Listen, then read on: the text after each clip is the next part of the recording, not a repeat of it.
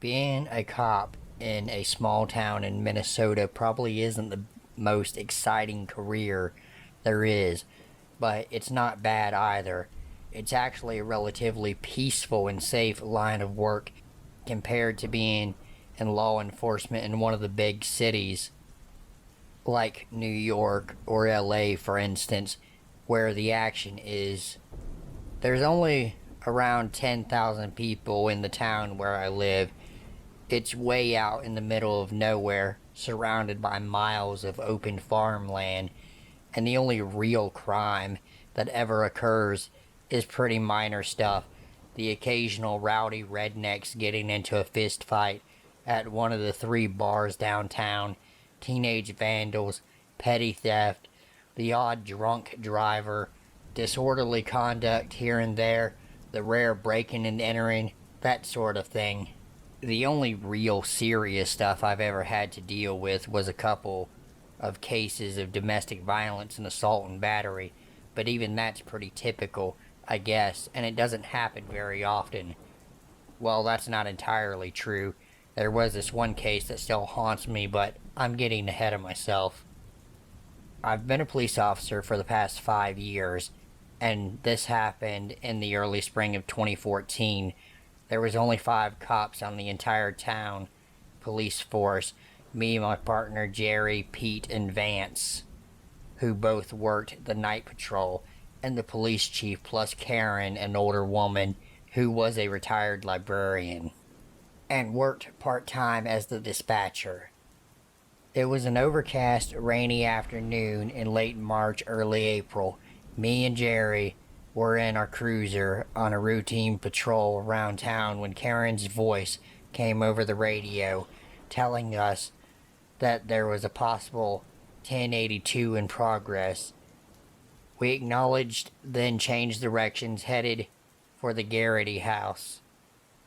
I wasn't unduly concerned about the call. I already had a pretty good idea who had made it. Eileen Garrity was an elderly widow who lived in a run-down farmhouse on the outskirts of town.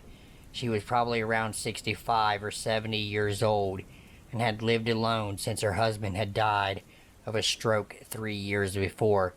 They had 2 adult children, but they both lived out of town and never visited her.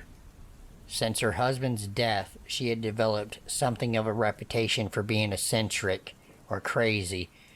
She was a shut-in who rarely left her house and had her groceries delivered once a week. Basically a crazy cat lady minus the cats. The reason she was considered crazy was because she had become pretty flaky and paranoid since being widowed, and had called the police department on multiple occasions for everything from hearing intruders moving around her attic to seeing UFOs in her cornfield. There were probably at least a dozen others too. All of her calls turned out to be false alarms, of course. The burglars, she claimed, were hiding in her attic turned out to be a pair of raccoons that had slipped in under the roof, and the UFOs were probably just flying overhead with the National Guard base 50 miles west. Me, Jerry, Pete, and Vance had all visited her home before, during our respective shifts. We never got frustrated with her or gave her a hard time about it. Usually indulged her, inspecting her house and property to calm her nerves. She'd relax, thank us, we'd leave, and the process would repeat itself in a couple of weeks or a couple of months. Honestly, our infrequent trips to her house were probably the only real highlight of what was a rather dull and unexciting job. When we told the chief about Mrs. Garrity's latest emergency, Bigfoot was sneaking around her yard, or there was a giant anaconda lurking in the basement, he would just shake his head sadly. When Vance and Pete were the ones who had to deal with her, they'd tell us all about her most recent ordeal. When me and Jerry saw them at the end of their shifts and the start of ours, they'd usually smirk in a mean-spirited way, and Pete would twirl his finger next to his temple before they left.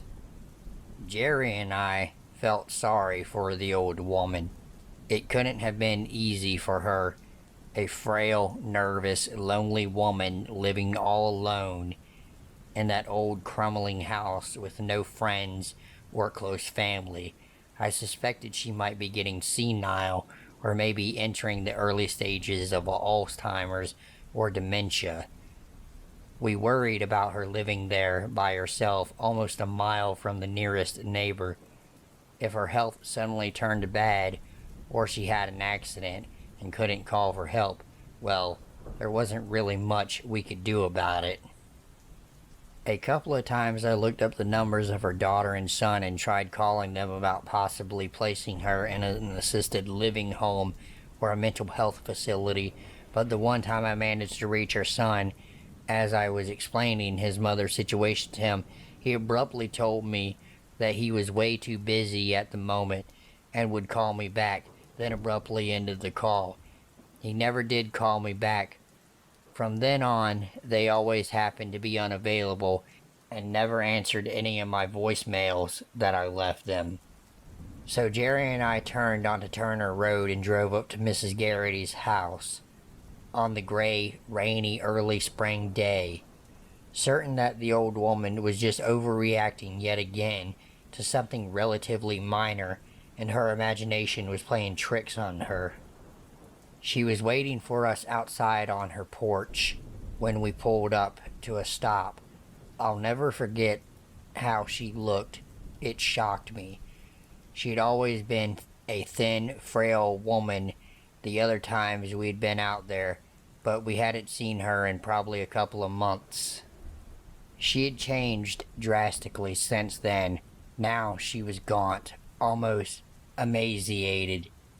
Her cheeks were hollow and dark rings around her bloodshot, sunken eyes. Her gray hair was tangled and didn't look like it had been washed in days, and the dress she was wearing was wrinkled and dirty. Her physical appearance was alarming enough, but there was also something about the way she was staring at both of us with those dark, dull eyes that seemed to look at us, through us, and past us all at once. It reminded me of old photos I had seen of American soldiers in Vietnam, the blank, expressionless, shell-shocked look of someone who had been through more horror than an ordinary person should have to endure. Me and Jerry exchanged a shocked look, then got out and approached the old woman. "What seems to be the trouble, Mrs. Garrity?" "There's something in my house," she told us in a flat, toneless voice. She was shaking slightly, a woman on the verge of a total physical and mental exhaustion. The way she phrased it, not someone, but something, made me raise my eyebrow. "Well, you just wait here and we'll go and have a look and make sure it's safe," I told her, trying not to sound too patronizing.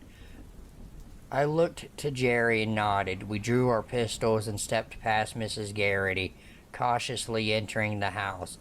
We did a routine sweep of the first floor, guns leveled, then headed upstairs. It only took about 5 minutes to check out the house. We had done it so many times before, we had the layout down pat, and there was no sign of any intruders or evidence of a breaking and entering, but I saw plenty of other things that disturbed me deeply. For one thing, the place was a total mess. The house was already pretty decrepit, but Mrs. Garrity had still taken pride at how clean she kept it, and it had always been spick and span on our early visits. Now dirty dishes were stacked high in the kitchen sink. The counters were dirty and trash and dirty laundry littered the floors.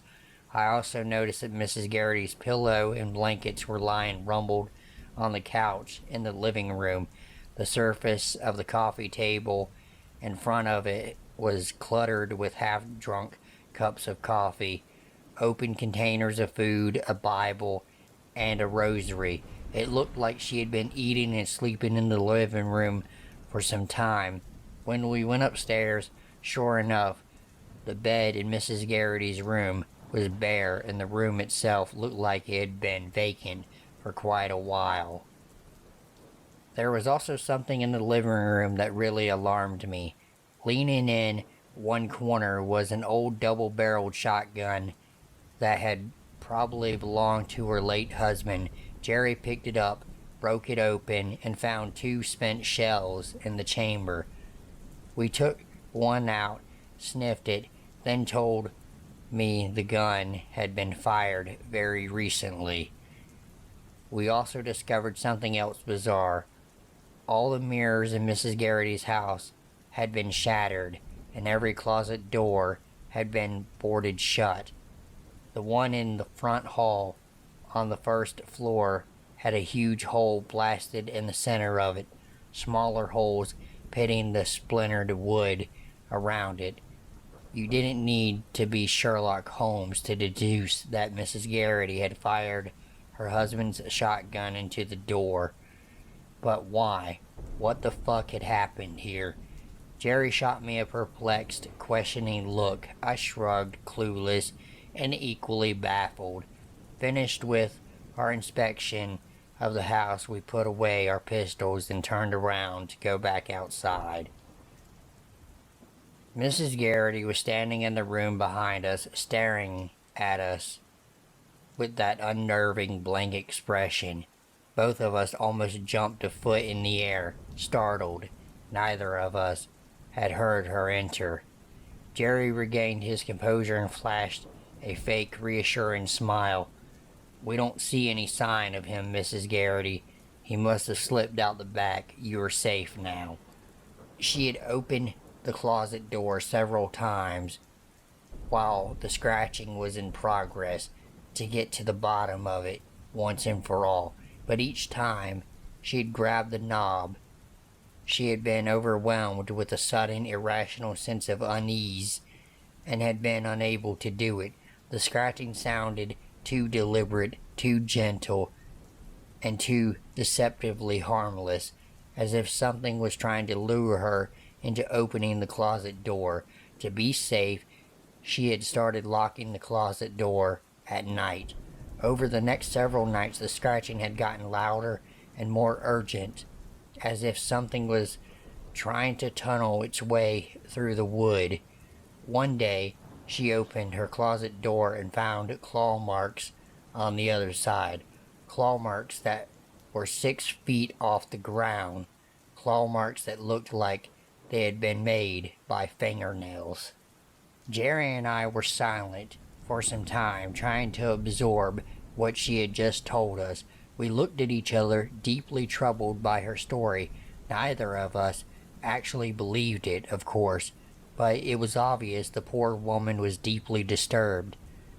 She was having some kind of nervous breakdown. Maybe her frayed grip on reality had finally snapped, or maybe old age was taking its toll on her mind.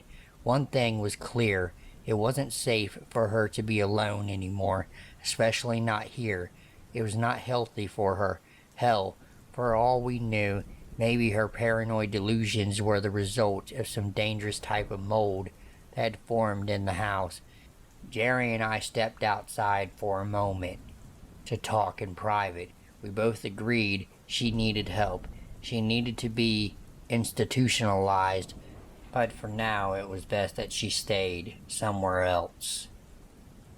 We drove her to a cheap motel in town and checked her in. Her mental state already seemed to have improved in that short amount of time being away from that house. She smiled and told us she couldn't wait to finally get a night of decent sleep without having to worry about that thing banging on the doors. I think mostly she was just glad she wouldn't have to be afraid anymore of whatever supposed entity she was convinced was lurking in her house. Around 4 a.m. the next morning, I was awakened by an urgent phone call from the chief telling me to get over to the motel as soon as possible. He wouldn't say why over the phone, but I already had a hunch it had something to do with Mrs. Garrity. I felt an awful sense of dread as I got dressed. I wondered if it may be she had taken her own life in her motel room after we had left her. When we arrived outside the motel, my fears were confirmed when I saw crime scene tape blocking the door to Mrs. Garrity's room. The chief, along with Jerry and Pete and Vance, were gathered outside, plus a couple of cops from the state police and a pair of detectives from the city.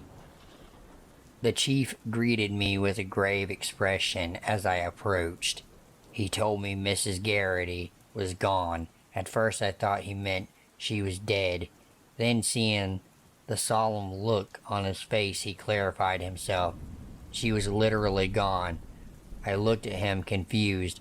I saw something in his eyes I had never seen before, something that caused a ripple of fear in my heart. The chief was scared. He told me that he did not know what to make of it. People in the neighboring rooms had heard screams and sounds of violence coming from Mrs. Garrity's room around 2 a.m. Then nothing. They had called the police department. Pete and Vance had been the first to arrive. They had pounded on the door, but there had been no response. They had forced the door open when they saw what was inside. They had called the chief himself. What did they find? I asked him. Maybe you ought to come see for yourself, he told me, leading me to the doorway and under the crime scene tape. He explained to me that they had found no sign of forced entry and that the door and windows in the motel room had all still been locked from the inside when Pete and Vance showed up. I took a look around, feeling blood cold as ice course through my veins. There was fresh blood splattered around the room, on the walls, the floor, bed, and even the ceiling. The blood-stained bed sheets had been ripped away from the mattress, as if someone had desperately tried holding on to them as they were pulled out of bed. There were 10 very thin trails of blood on the carpet, leading away from the bed. Trails of blood that had been made by 10 desperate, terrified fingers clawing for purchase as their owner was dragged away. I followed the bloody finger marks across the floor, away from the bed, to where they ended, at the closet. I looked at them, then I looked at the chief.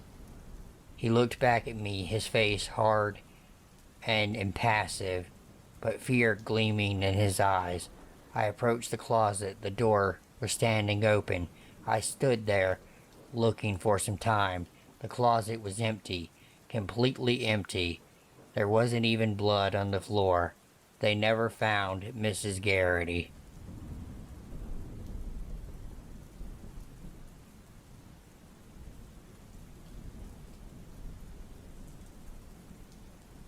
Last year on Saturday night, shortly after 1 a.m., I heard someone creep up my staircase. I live in a 2-story home on the 2nd floor. I heard the cracking of the wood steps. I paused my TV show. I listened. I heard it some more. Then I hear a long pause. Nothing. Then I hear my doorbell jiggling. I freak out. I know it is not the woman downstairs because she is gone for the night. I went straight to the door. I have one of those half-glass windows because I live in a tiny town and my upstairs staircase is covered, so technically no one can see me inside unless they are standing right at the door. And even at that, all they can see is part of my doorway into the bedroom and my hallway, nothing more. So I had the light on at the door inside. The outside light was off. So when I went to the door, I couldn't see out of it. I couldn't see who was there. When I showed myself at the door, obviously the doorknob stopped jiggling because I made my presence known. and they could obviously fully see me because the lights were on. I shut the lights off real quick as an attempt to see who was out there, but it took my eyes too long to adjust, and as I shut the lights off, I simultaneously hit the second lock on my door, and that's when the person on the other side of the door started banging on it. I couldn't see who it was, and quite honestly, once the banging started, I bolted, and so did they, so I tried to look out my windows to catch a glimpse of who it could be, but I couldn't see anything. The exit on the staircase is too close to the house for me to have a full view of the second floor, which is a shame. So I called the cops and I filed a report, and all was good in the world. I equipped my home with wall spray hidden in every corner. I did develop major anxiety over it though, like major anxiety. I had never ever been afraid to live alone before this, but I have worked through it for the most part, and have gotten better since this was the last year. I even got a camera that I have at my door that streams to an app on my phone. Ongoing minor issues. In the last couple of months, I have been having issues though. I park in the little lot across the street. The little lot belongs to the church I live next to. However, I am allowed to park there. I keep finding the sides of my license plates completely bent outwards at a 90-degree angle every morning. I know because I put them back in place every day. So the plates are flat because I can't drive around with the plates like that. And pretty much every day of the week I go outside to find my plates bent back. I know it's not the wind, and I know it doesn't happen while I'm driving because I check. My dad, however, has convinced me that it could be the car wash. I get my car washed at least once a week or two, and it's the kind where you just pay a machine and sit in your car, so I pushed it back. But then recently I came home to find 3 things on a little shelf I keep outside my door. 2 small crystal balls and a little flower pot with a golden retriever on it. At first I thought, oh, my sister or my grandma probably just left it for me.